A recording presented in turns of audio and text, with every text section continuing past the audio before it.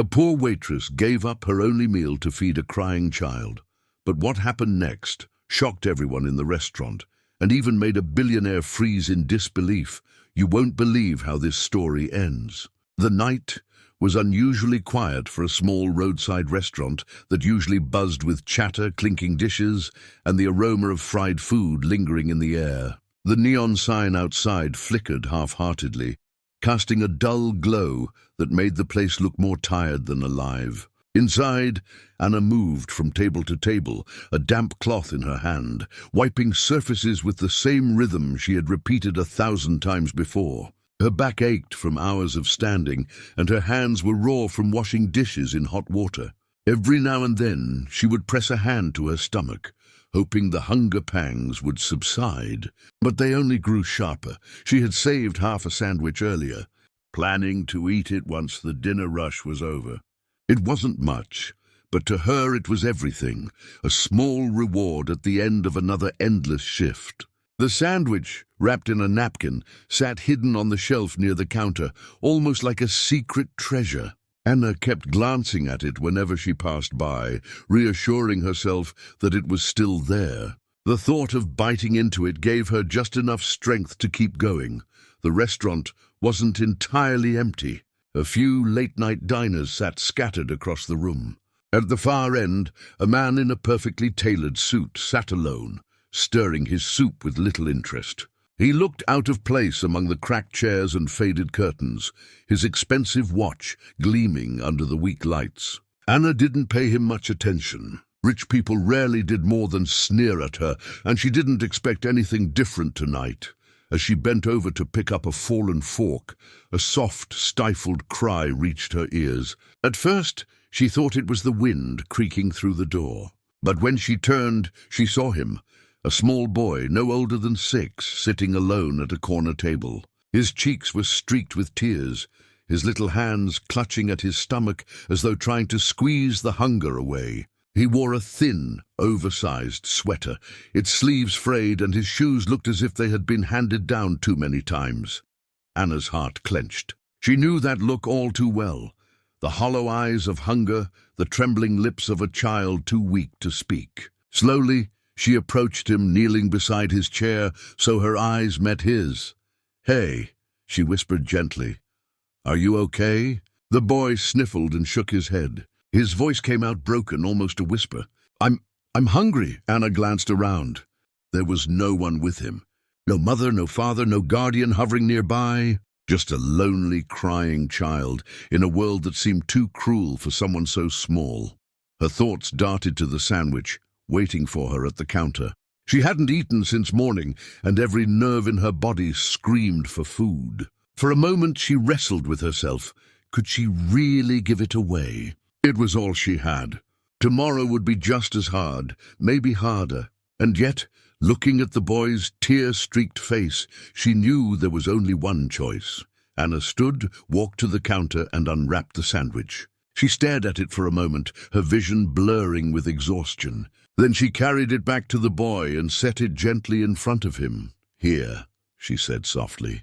"This is for you." The boy looked up at her with wide eyes, almost disbelieving.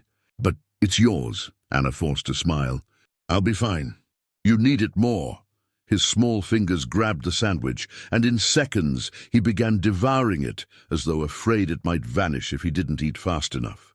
Anna watched silently, her own stomach twisting with emptiness. She pressed a hand against it, hiding her discomfort, but her eyes stayed warm on the child. In that moment, the hunger didn't matter. What mattered was that he wasn't crying anymore. Across the room, the man in the suit had stopped stirring his soup. He hadn't taken a single bite since the moment Anna placed the sandwich in front of the boy. His spoon hovered in the air, forgotten, as he stared at the scene unfolding before him. His sharp, calculating eyes softened in ways he hadn't felt in years. He was Alexander Cole, a man whose name was whispered in boardrooms and splashed across the covers of magazines. Billionaire investor, ruthless strategist, untouchable tycoon. He had built an empire brick by brick, dollar by dollar, and lost pieces of his humanity along the way. In his world, kindness was currency and nothing came free. But here, in this tiny restaurant, A poor waitress gave away the only meal she had, not for recognition, not for profit, but for nothing more than compassion. Alexander's chest tightened. He tried to remember the last time he had seen someone give without expecting anything back. He couldn't, not in his circles, not in his life. The boy finished the sandwich, crumbs scattered across the table, and looked up at Anna with gratitude so pure it nearly broke her. He whispered a soft "thank you," his voice trembling but sincere. Anna brushed his hair gently from his forehead, her smile tender. "It's okay, sweetheart," she murmured. "You're safe here." And for a brief, shining moment, the cold grey world around them seemed warmer. But Alexander didn't move. His spoon remained frozen above the bowl, his thoughts spinning. Something had shifted deep inside him, something he hadn't expected. Watching Anna sacrifice her only food for a stranger's child stirred memories of his own childhood, memories he had buried under wealth and success, nights when he had gone to bed hungry, mornings when his mother had pretended she wasn't hungry just so he could eat. He blinked rapidly, forcing himself back into the present. But the image wouldn't leave him, a poor waitress starving herself, just to feed a boy she didn't even know, for the first time in years. Alexander Cole wasn't in control of his emotions. He felt shaken, unsettled, and strangely moved. Anna, unaware of the eyes watching her, guided the boy to sit comfortably and asked if anyone was coming for him. He shrugged and whispered, "My mom said she'd be back, but I don't know when." Anna sighed, biting her lip. She didn't have the money to buy him more food, but she couldn't just leave him alone either. Her body begged her to sit down, to rest, to eat. Instead, she pulled a chair and sat beside him, keeping him company. In that dimly lit restaurant, with cracked floors and flickering lights, two broken souls found comfort, one in the taste of a sandwich, the other in the act of giving. And at the next table, the billionaire's heart, long frozen in ice, had begun to thaw. The next evening carried with it the same heaviness as the last. The restaurant smelled faintly of stale coffee and fried onions, a scent that seemed to cling to Anna's apron, no matter how much she washed it. She moved about quietly, balancing plates on her tired arms, smiling at customers, though her lips quivered from fatigue. The memory of the little boy still lingered in her mind, his tear-streaked face, his desperate hunger, and the way he had whispered "thank you" after finishing her sandwich. That simple word had meant more to her than any tip she'd received all week. What she didn't know was that the man in the suit, the one who had sat silently observing everything, had returned. Alexander Cole walked into the diner with the same air of authority he carried into boardrooms, but this time something about him was different. He didn't just see the peeling wallpaper or the cracked tiles beneath his shoes. His eyes searched the room for Anna. She was at the far side, clearing away plates left behind by a group of truck drivers. When she glanced up and noticed him, her stomach sank for a moment. Customers like him rarely came twice. Expensive suit, polished shoes, watch worth more than the restaurant itself.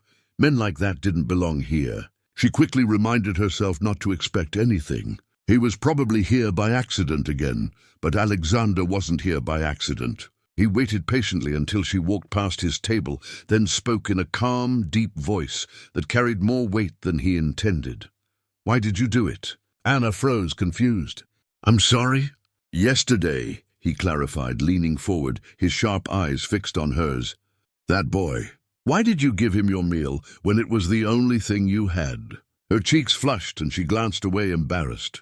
It hadn't seemed like such a heroic thing at the time. It was just what she felt she had to do. She tried to shrug it off, her voice soft. "Because he was hungry," she replied simply. "And I know what that feels like." Alexander tilted his head, his brow furrowing. "But you looked like you hadn't eaten yourself. You gave up what little you had for a stranger. That doesn't make sense." Her lips curved into a faint smile, tired but sincere. "Not everything is about sense. Sometimes it's about kindness. It's the only thing people like me can afford. If I wait for someone else to help, maybe nothing will change. But if I do something small, maybe tomorrow someone will do the same for me. Her words struck him harder than she knew. They cut through the years of wealth and armor he had built around himself. He thought of all the people who had approached him for money, favors, connections, always wanting something from him. But here was a woman who had nothing, and yet she gave without hesitation. Anna quickly changed the subject, her face reddening. "Can I get you something to eat? The soup is fresh tonight." He shook his head slightly, his gaze still fixed on her. "Do you always live like this? Giving and giving, even when you have nothing left?" Her smile faltered. She wanted to deflect, but the exhaustion in her bones made her honest. "I work double shifts to pay my rent. Most nights I skip meals so my bills don't pile up. My father left debts behind when he passed. Debts I'm still paying. But I don't complain. Everyone has struggles. Mine just happened to be heavier." She tried to laugh, but the sound was hollow, and Alexander noticed. He studied her face, the faint lines of stress far too deep for her young age, the way her hands trembled from exhaustion. At that moment, a sudden commotion broke the fragile silence. The boy from yesterday appeared at the doorway, his little legs running as fast as they could. Behind him came a frantic woman, his mother, her hair disheveled, her eyes wide with fear. She rushed forward, scooping the child into her arms. Tears rolled down her cheeks as she hugged him tightly. "I'm so sorry," she cried, her voice breaking. "I lost him yesterday. I searched everywhere. I didn't know he'd come here." Anna's heart softened instantly. She placed a reassuring hand on the woman's shoulder. "He's safe. Don't worry. He had something to eat and stayed warm. That's what matters." The woman clutched Anna's hand with desperate gratitude. "Thank you. Thank you for taking care of him when I couldn't. I owe you everything." Before Anna could reply, the woman hurried out again, holding the boy close, as if she would never let him go. The scene unfolded so quickly, it felt like a dream. The restaurant fell quiet once more, the only sound the clatter of cutlery and the low hum of the fridge behind the counter. Anna sighed softly and turned back to Alexander. "See, that's why we do what we can. Life is cruel, but sometimes we get a chance to make it a little kinder for someone else." Alexander sat motionless, his spoon untouched in his bowl, his expression unreadable. But inside something was unraveling. He was remembering a version of himself, long buried beneath years of ambition. He remembered the days when his own mother had skipped meals so he could eat, the sacrifices that had shaped him into who he was. And now, watching Anna, it was as if the past was staring him in the face, for the first time in years. He felt shame, not for his wealth, but for how disconnected he had become from the struggles of ordinary people. This waitress, this fragile girl, reminded him of a truth he had long forgotten, that humanity is measured not by what you keep, but by what you give. He didn't answer her immediately. Instead, he sat back in his chair, studying her quietly. The hum of the restaurant faded, and all he could hear was the echo of her words. Anna excused herself, thinking he was done talking, and returned to her work. But Alexander's eyes followed her every move, each step she took, each smile she forced, each tired sigh she tried to hide. The billionaire's mind was made up. He wasn't just curious anymore. He was determined. He had to know more about her life, about why a poor waitress with nothing could still give more than most people with everything. And though Anna had no idea, her simple act of kindness had just placed her life on a collision course with his, a course that neither of them could have predicted, and one that would change them both forever. The morning sun slipped through the cracks of the blinds in Anna's tiny apartment, casting faint lines of gold across the peeling wallpaper. She stirred awake on her narrow bed, surrounded by silence, broken only by the hum of an old refrigerator. The air was cold, and she shivered as she pulled the thin blanket closer. A quick glance at the clock told her she had only a little time to prepare for another long shift. She moved quietly, putting on her worn shoes, tying her apron around her waist, and tucking a strand of hair behind her ear. There was no breakfast. There hadn't been for days, but she forced herself to smile at her reflection in the cracked mirror. At the restaurant, she found herself wiping tables and taking orders with the same practiced rhythm. But her mind wasn't entirely on the work. She thought about the boy again, wondering if he was safe, if his mother had managed to feed him another meal. The memory of his hungry eyes tugged at her heart. She shook the thought away, reminding herself she had enough of her own problems to solve. It wasn't long before she noticed him again. The man in the sharp suit, the one whose eyes had followed her the night before, walked in as though he owned the place. Customers looked up briefly, curious about his presence in such a modest diner, but returned to their meals quickly. Anna swallowed hard. There was no mistaking him. His presence filled the room, quiet yet commanding. When he gestured for her to come over, her heart raced. She smoothed her apron nervously and approached. "Can I get you something today, sir?" Instead of ordering, he leaned forward, his expression unusually calm. "I'd like to talk to you." "Just for a moment." She hesitated, glancing at the other tables. "I have work. I won't keep you long," he interrupted gently. His tone wasn't demanding, but it carried the weight of someone used to being obeyed. Curiosity overcame her hesitation, and she sat at the edge of the booth, folding her hands tightly in her lap. He studied her in silence for a moment, as though trying to read every detail etched into her face. "Why do you work yourself to exhaustion here?" he asked finally. The question caught her off guard. Most customers never cared about her life beyond how quickly she brought their food. She opened her mouth, closed it again, then let out a slow breath. "Because I have no choice. Someone has to pay the bills. Someone has to finish what my father left behind." He leaned closer, his brow furrowed. "What did he leave behind?" Anna's eyes clouded with a sorrow she tried to hide. "Debts, more than I can ever count. He trusted business partners who weren't honest. They left him with nothing, and when he died, all of it fell on me. We lost our house, our savings, everything. Now all I can do is work, and hope one day it will be enough." Her voice trembled at the end, but she forced a small smile. "But that's life. You take what it gives you." Alexander's chest tightened. Her words cut deeper than she realized. He felt a sudden wave of recognition, though he couldn't yet place it. He thought of contracts he had once signed, partnerships that had gone sour, deals where he had walked away unscathed while others suffered ruin. The memories surfaced like a ghost, sharp and unforgiving. He remembered a file years ago, a company name he had brushed aside without much thought, and the collapse that followed. Could it be? He clenched his fists beneath the table, hiding the storm that raged inside him. Anna, oblivious to the conflict in his eyes, continued softly, "I used to dream of going to college. I wanted to study literature, maybe become a teacher or a writer.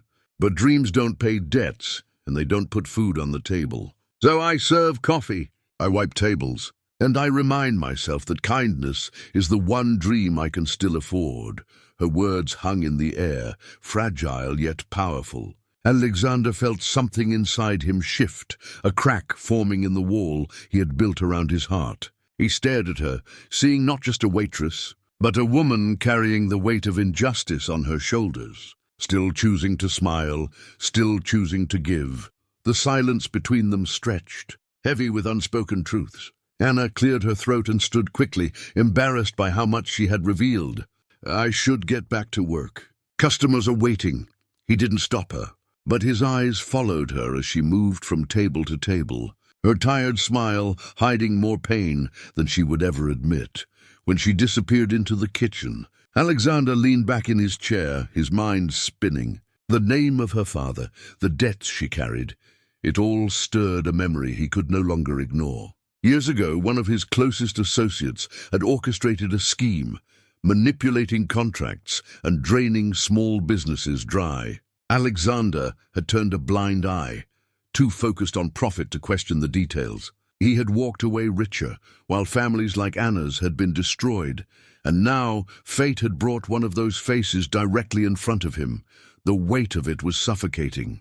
For a man who prided himself on control, the realization left him shaken. The waitress, who had given her last meal to a child, was paying the price of his past silence. When Anna returned with a tray of food for another table, Alexander's gaze lingered on her again. She had no idea of the connection between them, no idea that the very man sitting before her might have played a role in the suffering that defined her life. He felt something unfamiliar, a mixture of guilt, responsibility, and a strange, reluctant admiration. Guilt for what had been done to her family, responsibility for standing by when it happened, and admiration for the strength she carried despite it all. He knew he couldn't leave it at this. He had to do something, though he wasn't yet sure what. Anna glanced at him briefly, puzzled by his lingering presence, then turned back to her work. To her, he was just another customer with too many questions. But to Alexander, she had become more than that. She was the reminder of his past mistakes, and perhaps the chance to finally make something right. The thought burned in his chest as he rose to leave, slipping a bill onto the table.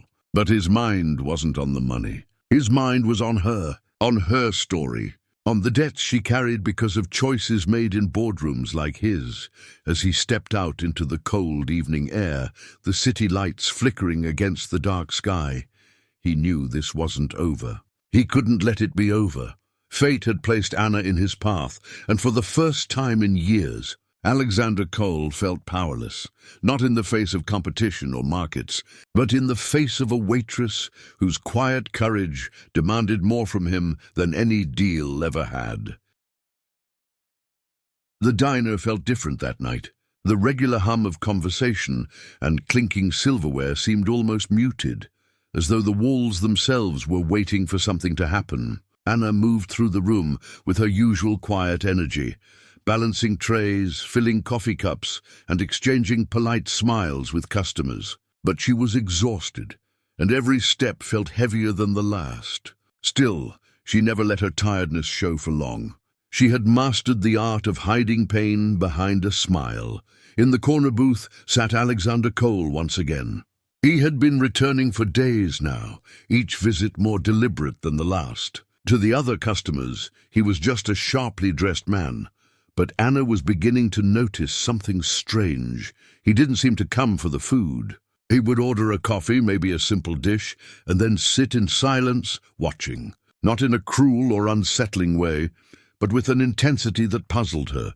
That evening, however, was different. When Anna approached his table to clear an empty cup, he reached into his jacket and pulled out a sleek black credit card. Its glossy surface gleamed under the weak diner lights, looking wildly out of place among chipped mugs and laminated menus. He placed it on the table between them.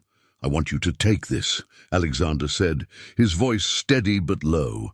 Anna blinked at him, confused. "What do you mean?" "Use it," he continued. "Buy yourself a proper meal, clothes, pay a bill, anything you need." Her eyes widened, and she instinctively shook her head.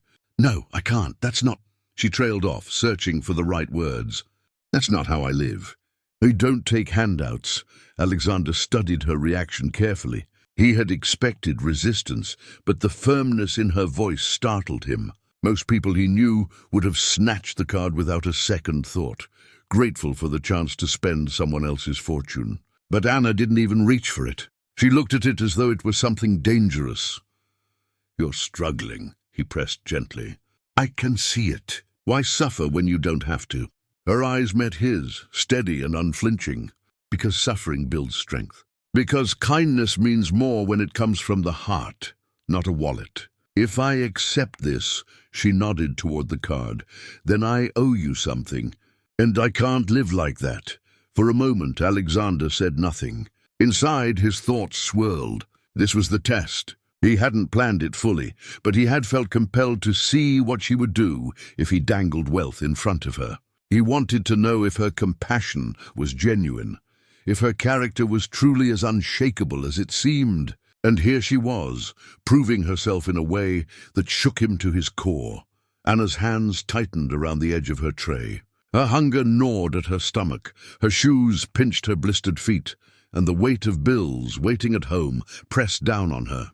Every instinct screamed at her to take the card, to use it, to let herself breathe for once. But something deeper held her back, the same part of her that had given her last sandwich to a starving child. She pushed the card gently back across the table toward him. "I don't need this." What I need is to believe that the world can still be kind without money buying it. Alexander leaned back in his seat, silent. For years he had surrounded himself with people who measured value in numbers, possessions, and power. Yet here was a waitress with nothing to her name, refusing what most would consider a golden ticket. She was the very opposite of everything he knew.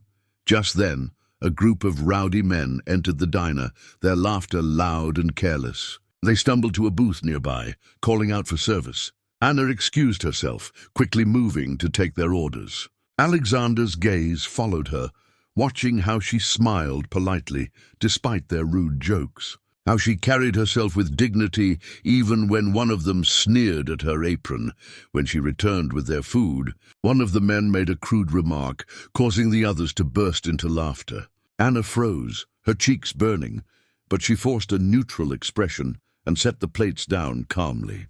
Alexander felt anger rise in his chest. He wanted to stand to put those men in their place, but something told him to wait. He wanted to see how Anna would handle it, and she did, by simply refusing to let their words sink into her. She finished serving them without flinching, turned, and walked away with her head high. It wasn't defiance or pride. It was strength born of years of hardship. When she returned to Alexander's table, he looked at her differently now, not with curiosity, but with something close to respect. "You're remarkable," he said quietly. Anna gave a small laugh, shaking her head. "No, I'm just surviving. That's all." But to Alexander it was more than survival. It was integrity. It was the proof he had been searching for, that her kindness wasn't weakness and her pride wasn't arrogance. He reached for the card again, slipping it back into his pocket. "Very few people would have done what you just did," he murmured. Anna tilted her head, puzzled. "What do you mean?" "Most people," he explained, "would have taken the card. Most people would have let those men humiliate them or fought back with anger.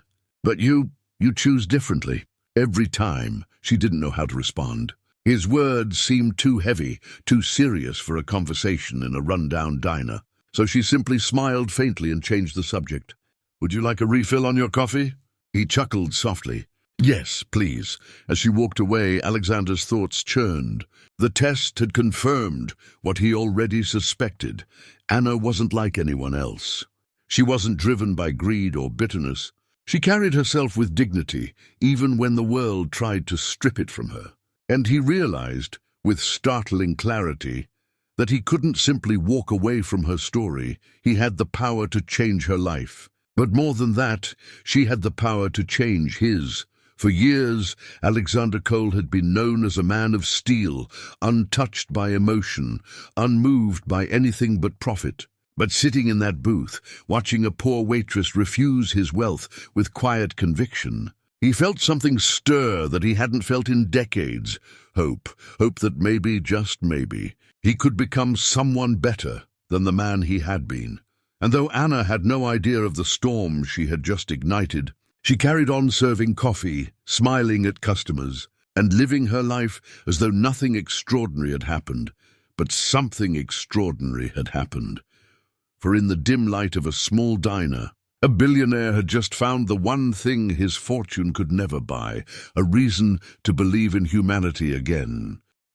The restaurant was filled with a warm, golden glow as the last rays of the evening sun filtered through the wide glass windows. Customers were finishing their meals, laughing softly, sipping their coffees, unaware that something extraordinary was about to unfold in the corner of the room. Emily sat quietly at one of the tables, her hands trembling as she clutched the hem of her faded apron. The child she had fed earlier in the day was now sleeping peacefully in her lap, his tiny breath steady, his face calm after hours of distress. Across the table sat Richard, the billionaire who had watched the scene unfold. His usual cold, unreadable expression had softened into something Emily had never expected to see. A mixture of awe, sorrow, and deep contemplation. The silence between them was heavy, but not uncomfortable. Richard finally broke it. "Emily," he said softly, "do you realize what you did today?" She looked up at him, startled by the weight in his voice. Her heart pounded as she tried to form words. I only I only did what anyone should have done. He was crying, hungry, and I couldn't just sit there and watch. Richard leaned back, his sharp gaze never leaving her. No, he said firmly, shaking his head. Not everyone would do that. People look away, people excuse themselves, people pretend not to see, but you gave up your only meal for a child who wasn't even yours. Tears welled in Emily's eyes. She wasn't used to being acknowledged. Most of her life had been filled with struggle and invisibility, working long hours, being overlooked, barely earning enough to survive. She never thought her small act of kindness would matter to anyone, let alone someone like him. It wasn't much, she whispered, embarrassed. I don't have much, but kindness is free. Those words pierced Richard deeper than any business deal or boardroom argument ever could. His entire life had been about numbers, profits, power, and reputation. Yet in this small, exhausted waitress, he saw something that no wealth could buy: genuine compassion. He sighed and looked down, his fingers tapping restlessly on the table. You remind me of someone, he said at last. Emily tilted her head. Who? She asked carefully. Richard hesitated, his jaw tightening as if he was wrestling with memories he had locked away for years. Finally he spoke, his voice heavy. My mother! Emily's eyes widened. She hadn't expected that. Richard continued, his tone breaking. She wasn't rich, not even close. She worked as a seamstress. We barely had food, but no matter how little she had, she always found a way to help others. I used to get angry at her because sometimes she would give away food we needed ourselves. I didn't understand then, but today, watching you, I felt like I was seeing her again.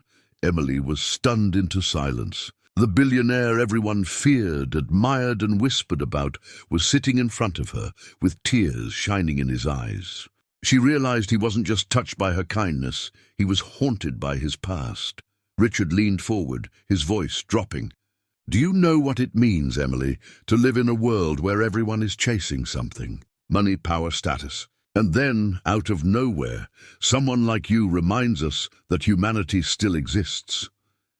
He paused, then added, You woke something up in me today. Emily swallowed hard, unsure what to say. She wasn't used to being part of anything significant.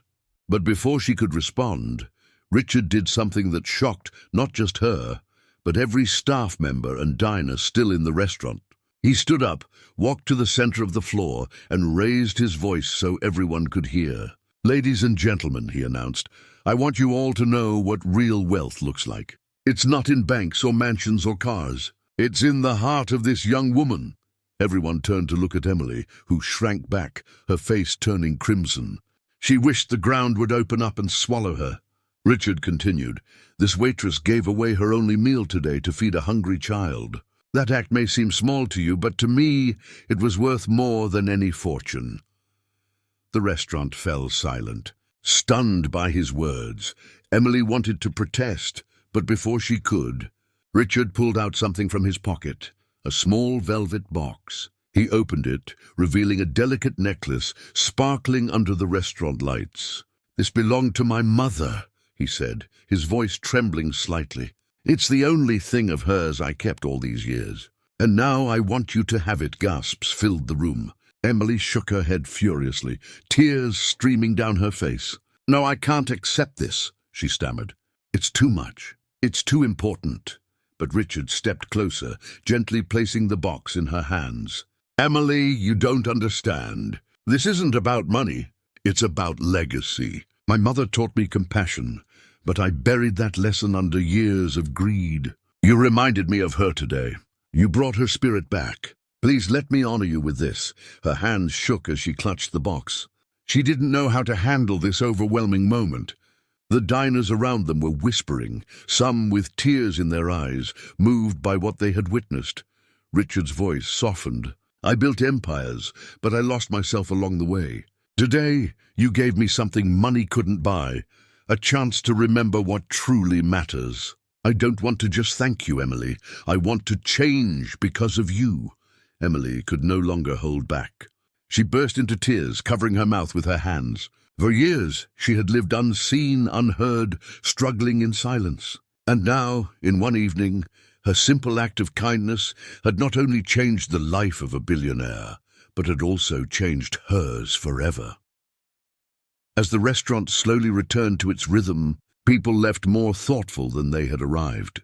The story of the poor waitress and the billionaire began spreading beyond those walls, first among staff, then customers, then across the city. People retold the story in awe, inspired to believe that kindness could still move hearts in a world ruled by ambition. Richard stayed seated with Emily long after everyone left, the sleeping child still in her arms. He looked at her with a promise in his eyes. "Emily," he said quietly, "this isn't the end. This is just the beginning. I want to help you, not out of pity, but out of respect. You deserve more than this life of struggle." Emily smiled through her tears, her heart full of emotions she couldn't name. For the first time in her life, she felt seen, not as a poor waitress, but as a person whose choices had meaning. The night drew to a close, but the story of Emily and Richard was only beginning. And as they walked out of the restaurant together, the city lights glimmering around them, it was clear that the world had just witnessed a rare kind of magic, where kindness, humility and humanity triumphed over wealth and power.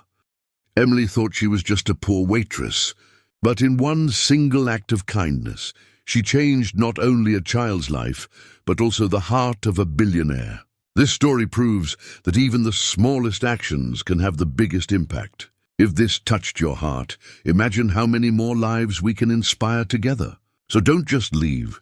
Hit like, share this video with someone who needs hope today, and subscribe so you never miss stories that remind us what truly matters. Your support helps us spread kindness around the world.